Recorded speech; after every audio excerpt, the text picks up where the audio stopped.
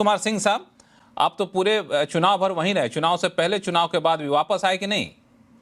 जी, आ गया हूँ। आ गए हैं, चलिए जीत लेकर आए जी, हैं। जी। अनुमान लेके आए थे, अनुमान सही निकला। अच्छा, अनुमान लेके आए थे जो अब सच्चाई में तब्दील होता हुआ दिखा। अनुमान इतना ही था आपका? नहीं देखिए, दिशा तो अनुमान की सही थी। क्लोज फाइट मुझे नहीं दिख रहा था। 145 से 50 के बीच नहीं, का था, आप लेकिन ऐसा क्या, सज्जन जी, आप ऐसा क्या देख रहे थे जो कांग्रेस नहीं देख रही थी? आप ऐसा क्या देख रहे थे कि आरजेडी नहीं देख रही थी? देखिए, दो तीन बातें हैं और हम लोग पहले इसकी चर्चा भी करे थे। कहीं पे भी आप जमीन पे चले जाएं, जमीन पे लोगों के बीच में एसआईआर या वोट चोरी का मुद्दा इस चुनाव से कहीं नहीं जुड़ता हुआ। अगर आप जब तक उसके बारे में पूछे नहीं, लोग खुद से इस मुद्दे के बारे में बात नहीं कर रहे थे। तो एक, ये चुनाव का नैरेटिव नहीं था। ये अपने आप में एक नैरेटिव हो सकता है, चुनाव से नहीं जुड़ा हुआ था।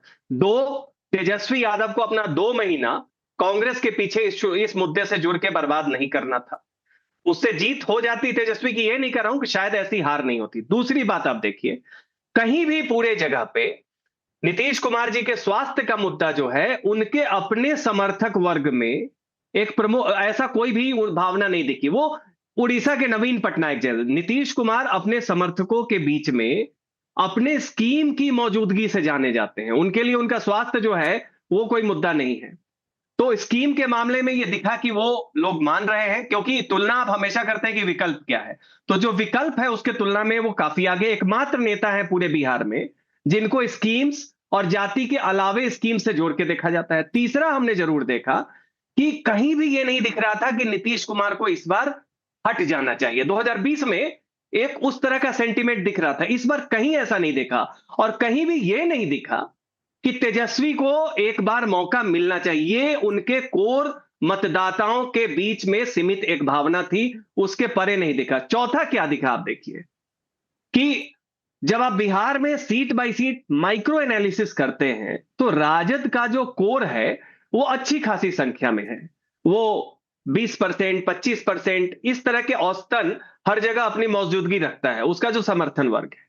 तो होता क्या है कि जब भी आप पूछते हैं तो धारणा में हर सीट जो है वो फंसी हुई रहती है कि कुछ भी हो सकता है।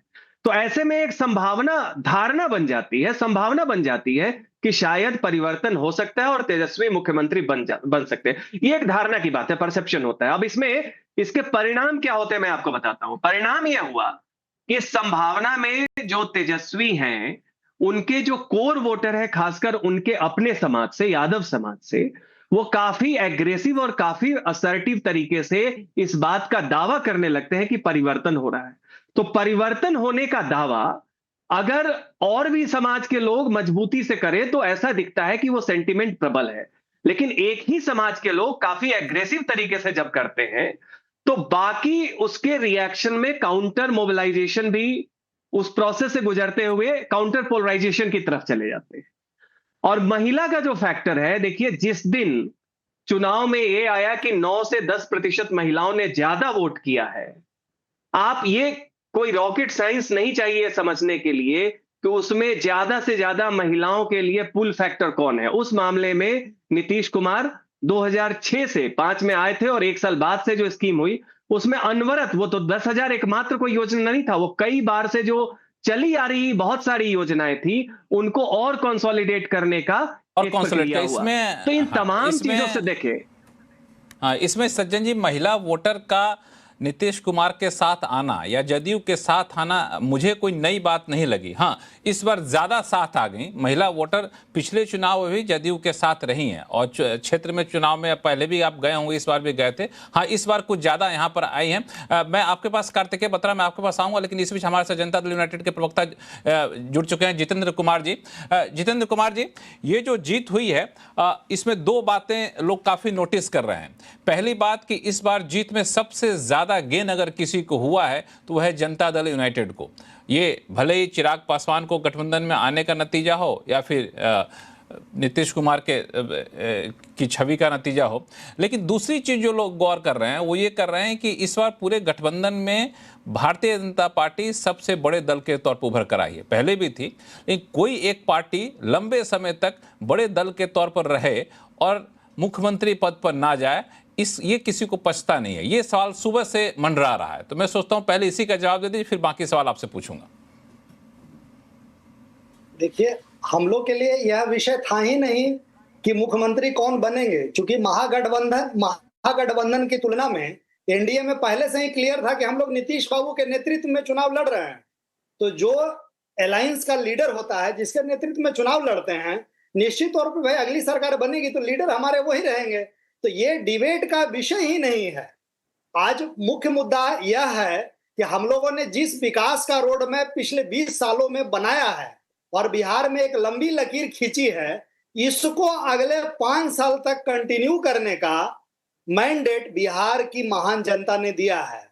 जो काम नीतीश कुमार जी की सरकार ने, यानी उनके नेतृत्व में एनडीए की सरकार ने किया है, उसको पूरी मजबूती के साथ हम लोग अगले 5 साल तक कंटिन्यू करेंगे। और हमारे माननीय लीडर श्री नीतीश कुमार जी कहते हैं कि जो भी इंफ्रास्ट्रक्चर का डेवलपमेंट था वो हम लोगों ने पूरा कर लिया है। अगला 5 साल बिहार के विकास के लिए बहुत डिसाइसिव होने वाला है। बिहार में नई नई फैक्ट्रियां लगेगी, उद्योग धंधे लगेंगे और रोजगार के अवसर का सृजन होगा। और नीतीश बाबू कोई घोषणा नहीं करते हैं, वे संकल्प करते हैं। जैसे हम लोग का 7 निश्चय है, वे निश्चय करते हैं। और नीतीश जी के संकल्प में कोई विकल्प नहीं होता है। नीतीश जी ने घोषणा किया है कि 25 से 30 के बीच में 1 करोड़ नौकरी और रोजगार देंगे। तो बिहार की जनता को उनके इकबाल पे भरोसा है, उन्हें विश्वास है कि 1 करोड़ लोगों को नौकरी और रोजगार मिलेगा।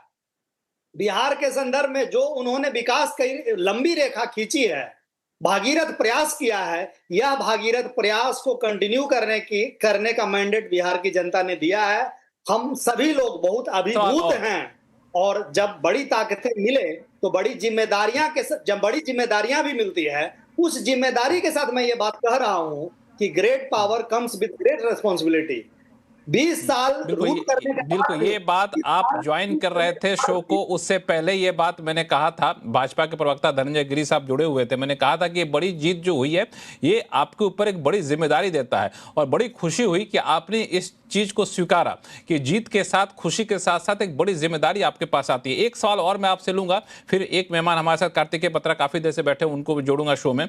सवाल यह है कि जब बीच में चुनाव प्रचार के दौरान, चुनाव की तैयारियों के दौरान ये मुद्दा उठ रहा था कि नीतीश जी के तबीयत ठीक नहीं है, स्वास्थ्य ठीक नहीं है, तो कोई विकल्प तलाशा जाए, तो उस वक्त क्या हुआ कि अचानक से जेडीयू का एक धड़ा नीतीश जी के बेटे को आगे करने में लग गया। कई बार चेहरे पर भी आए, कैमरे के सामने आए, कई जगह पोस्टरों पर भी दिखे। तो अब आपके पास 5 साल बचा हुआ है, अब यहाँ से 2025 से 2030, ठीक है, आप लोगों का नारा है 2000 से 25, 2030 नीतीश, लेकिन इस बीच क्या नीतीश कुमार के बेटे को राजनीति में और ज्यादा सक्रिय तौर पर शामिल करने पर कोशिश होगी? जितेंद्र जी, देखिए, जो बात की शुरुआत आपने की, प्रश्न की शुरुआत मुझसे, उसमें कहा कहीं ना कहीं नीतीश बाबू के स्वास्थ्य को लेकर माने जदयू का ये गुट या जो सहयोगी दल है वो कुछ सवाल जवाब कर रहे हैं या उनके संदर्भ में बातचीत हो रही है। ठीक है, मैं स्पष्ट कर देना चाहता हूं कि बिहार के चुनाव का जो कैंपेन हुआ और नीतीश जी ने जितनी सभाएं की और जितना रोड शो किया है, आप देखे होंगे कैंपेन के दौरान 2 दिन बारिश भी हुई है। उस दिन भी माननीय सीएम साहब मधुबनी और दरभंगा में रोड शो कर रहे थे, जब नेता प्रतिपक्ष और अन्य लीडर पटना में बैठे हुए थे और मोबाइल के माध्यम से यानी आईसीटी के माध्यम से वे सभा को संबोधित कर रहे थे, अपने फिजिकली जाने को कैंसिल करके। उस बीच भी प्रतिकूल मौसम में भी माननीय मुख्यमंत्री जी दरभंगा में थे और मधुबनी में थे। उसके बाद भी अगर उनके स्वास्थ्य को लेकर कोई सवाल उठाते हैं तो मैं तो कहूंगा कि बिहार के प्रति उनकी जो सोच है वो बायस्ड है, वो सही नहीं है।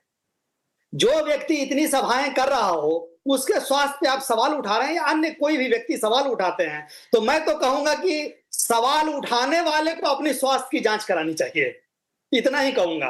बाकी हम लोग करने में विश्वास रखते हैं, हम लोग सत्ताधारी दल से हैं। मेरे सवाल का पहला हिस्सा तो आपने पकड़ लिया, आखिरी हिस्सा आपने जवाब नहीं दिया। आखिरी हिस्सा का भी मैं जवाब देता हूं।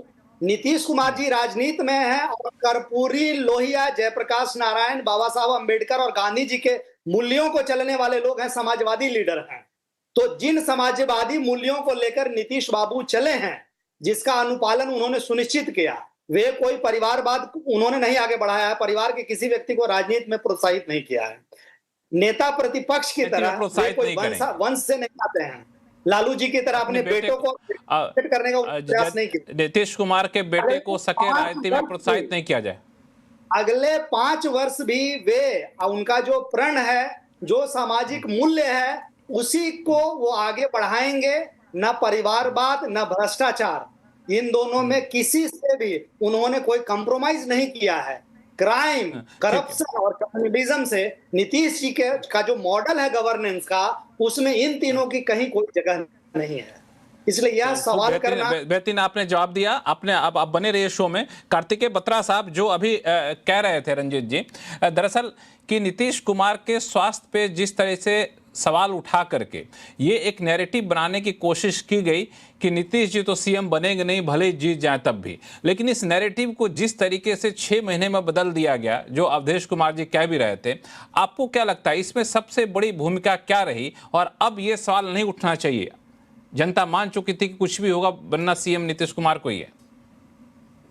नहीं, ये बात तो सच है कि अगर आप लोगों से पूछते भी फील्ड पे कि वो सुने हैं कि बीमार हैं, तो या तो लोग उसको खारिज करते हैं या उनका अपना एक डिनायल मोड है कि तो क्या हुआ, वो बूढ़े हो गए, उनका दिमाग अभी भी तेज चलता है। तो वो बताता है आपको कि उनकी एक फंडामेंटल लोकप्रियता थी, खासकर वो जो जातियां हैं जो उनके साथ जुड़ी रही हैं, ईबीसी हो, महादलित हो, कुर्मी कोयरी हो, महिलाओं का जो पूरा एक समाज है, उनके प्रति बहुत लगाव दिखा नीतीश जी के प्रति। तो मुझे लगता है कि जो अभी सज्जन कह रहे थे, जमीन पर देखिए, जो भी जमीन पर गया था लक्ष्मण जी, मी इंक्लूडेड, ये दिख रहा था कि जेडीयू के खिलाफ तो कोई एंटी इनकम्बेंसी नहीं है, क्योंकि नीतीश कुमार जी हैं।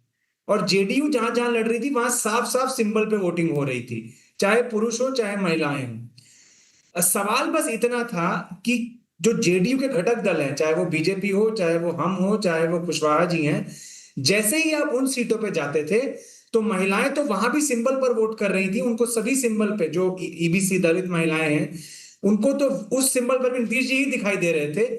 लेकिन जब आप पुरुषों से बात करते थे, मिडिल एजेड पुरुषों से या युवा पुरुषों से, तो थोड़ा सा चुनाव फंसा हुआ लगता था। कन्विंसिंग ये भी नहीं था, लेकिन बस लगता था कि हाँ, अगर कुछ उम्मीद है महागठबंधन की तो वो यही है कि जो ये वाली सीटें हैं जहां पर घटक दल लड़ रहे हैं, वहां पे मिडिल एजेड पुरुषों में थोड़ी थकान है और युवा पुरुषों में जो थोड़ा सा नाराजगी है कि हमें रोजगार नहीं मिल रहे। जो भी चुनाव था बनना बिगड़ना वो वहीं पर था। जेडीयू की आप किसी भी सीट पर जाते, ईबीसी, महादलित, पुरुष, महिला, वो एक तरफा नीतीश जी का नाम ले रहे थे। तो जब आप ये घटक दलों की सीट पर जाते थे तो लगता था हाँ, कुछ फाइट हो सकती है। लेकिन हमेशा से ये तय था, अगर महागठबंधन जीतता तो वो नैरो मार्जिन से जीतता, और अगर एनडीए जीतता तो वो एक तरफा जीतता। दो पॉइंट्स हैं। इतना एक तरफा जीतेगा ये शायद किसी ने भी अनुमान नहीं लगाया। खासकर मुझे जो चौंकाया वो बीजेपी की सीट लिस्ट ने, कि बीजेपी की हम 89 सीटें एक्सपेक्ट नहीं कर रहे थे। कोई एग्जिट पोल नहीं कर रहा था और जमीन पर भी नहीं लग रहा था, क्योंकि उन्होंने काफी टिकट रिपीट किए थे और काफी ऐसे लोग दिखे जो टिकट और कैंडिडेट को लेकर थोड़े पशोपेश में थे। ऐसा बाद में जब एनालाइज करेंगे दिखेगा शायद कि मार्जिन उनका कम हुआ, लेकिन वो सीटें फिर भी निकाल गए। दूसरी बात, एक बात और जो फंडामेंटल मुझे लगता है समझनी पड़ेगी, ये चुनाव महागठबंधन के लिए शुरुआत से ही बहुत ही कठिन चुनाव था, क्योंकि 2020 का चुनाव हम देखते हैं 37% दोनों तरफ बटा हुआ था। लेकिन फिर जब आज के समीकरण के आधार पर आप वोट शेयर देखते हैं, जहां एलजेपी इधर आ गया, कुशवाहा जी इधर आ गए, वीआईपी उधर चले गए, तो दिखेगा आपको कि चुनाव की स्टार्टिंग में ही एनडीए के पास तकरीबन 5 परसेंटेज पॉइंट की लीड थी। तो महागठबंधन को तो वो 5 परसेंटेज पॉइंट क्लोज करना था, लेकिन ऐसा लगता नहीं है कि वो क्लोज कर पाए। उनका अपना वोट शेयर तो वहीं का वहीं है, 37-38, लेकिन एनडीए बहुत आगे निकल गया। एनडीए ने 4 से 5 परसेंटेज पॉइंट और गेन किया। इसलिए बिहार के इस चुनाव का एक डेवलपमेंट ये भी है कि ज्यादा बाइपोलर हो गया है बिहार इस चुनाव के बाद। जिस बिहार में पिछली बार अगर आप देखें तो दोनों घटक दल जो आज की तारीख जो आज जैसे दिखते हैं उनका टोटल वोट शेयर 82% था ना, 82 नहीं 81% था। वो टोटल अगर आप आज की तारीख में जोड़ेंगे वो 85% क्रॉस कर जाएगा। इसका मतलब वो जो अन्य की संख्या है वो सिकुड़ी है, और सिकुड़ने के बावजूद उसमें ओवैसी साहब सीमांचल में महागठबंधन को खूब डेंट पहुंचा गए हैं। ये दिखाता है महागठबंधन की मैनेजमेंट कैसी रही, चुनाव कैसे उन्होंने लड़ा। तो मुझे लगता है इसमें महागठबंधन के लिए पॉजिटिव देखना बहुत मुश्किल है, लेकिन एनडीए में Nitish Kumar man of the match है। और एक बात मैं ये कहूंगा, कई लोग ये कह रहे हैं 10,000 रुपए चल गए, तो मैं इस बात में थोड़ा सा संशोधन करूंगा। 10,000 रुपए वो तेल है जिसने उस मशीन में ऊर्जा डाली, जिस मशीन को 20 साल से तैयार किया गया नीतीश कुमार द्वारा। और साथ ही साथ मशीन में ऊर्जा डालने का काम किया क्रेडिट, वो, एक आखिरी बात लक्ष्मण जी, एक आखिरी बात कि नीतीश कुमार जी का रोल तो है, लेकिन अगर आप महिलाओं से बात करते तो 100% में तकरीबन 25% महिलाएं ऐसी भी थी जो एक सांस में नीतीश जी के नाम के साथ मोदी जी के वेलफेयर मोदी जी स्कीम्स के की बात नाम। भी कर रही